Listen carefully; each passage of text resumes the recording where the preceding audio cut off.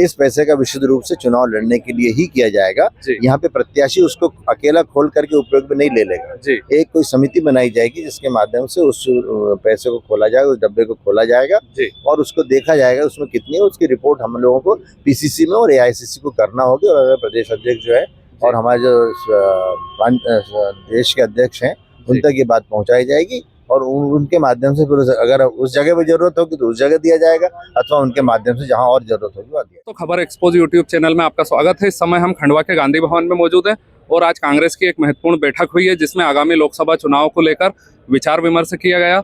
और क्या हुआ आज बैठक में, इस संबंध में हमारे साथ बात करने के लिए शहर कांग्रेस अध्यक्ष डॉक्टर मुनीष मिश्रा जी मौजूद हैं। हम सर से बात करेंगे। सर नमस्कार, आपका स्वागत। धन्यवाद भाई जी।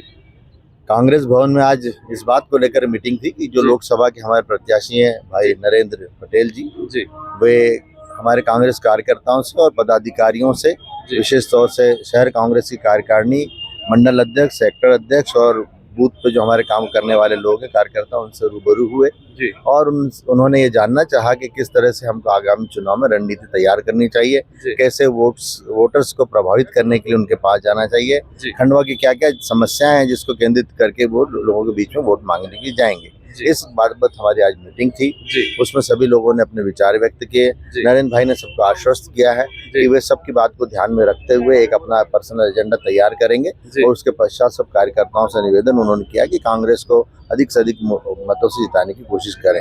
एक बहुत महत्वपूर्ण बात सामने ये आई थी कि कांग्रेस के बहुत सारे फंड्स पे इनकम टैक्स के माध्यम से केंद्र सरकार ने एक बंदिश लगा दी है। कांग्रेस के फंड को मूव नहीं किया जा रहा है।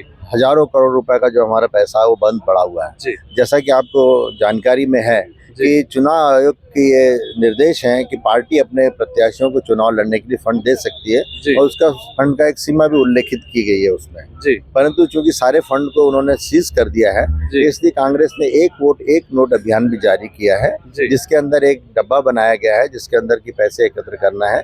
जिस जिस जगह पे भी हम लोग वोट मांगने के लिए जाएंगे, हमारे कार्यकर्ता जाएंगे, मंडल अध्यक्ष जाएंगे, सेक्टर अध्यक्ष जाएंगे, ब्लॉक अध्यक्ष जाएंगे अथवा स्वयं प्रत्याशी जाएंगे, उन जगहों पर हम उस डब्बे को संचालित करके लेके जाएंगे और उसमें हम मतदाताओं से एक्सपेक्ट करेंगे, उनसे उम्मीद करेंगे कि उनके एक वोट के साथ वो हमें एक नोट भी दें जिससे उनकी सहभागिता भी हमारे इस चुनाव में और चुनाव संचालन में हो सके और उनकी भी जो मनोभावना है वो सामने कांग्रेस के प्रति प्रकट हो सके, जिससे कि हम लोगों को एक तो फंड भी मिल जाएगा और हमारे ऊपर उनका मतदाताओं को उपकार भी हो जाएगा। मतदाताओं के पूरा अधिकार होगा कि मैंने आपको पैसे के साथ वोट भी दिया है इसलिए मैं आपके ऊपर पूरा अधिकार रखता हूँ और बाद में हमको पूरी तरह से इस बात के लिए रिमाइंड कराएगा। सर इस पैसे का विशुद्ध रूप से उपयोग चुनाव लड़ने के लिए किया जाएगा। इस पैसे का विशुद्ध रूप से चुनाव लड़ने के लिए ही किया जाएगा। यहाँ पे प्रत्याशी उसको अकेला खोल करके उपयोग में नहीं ले लेगा।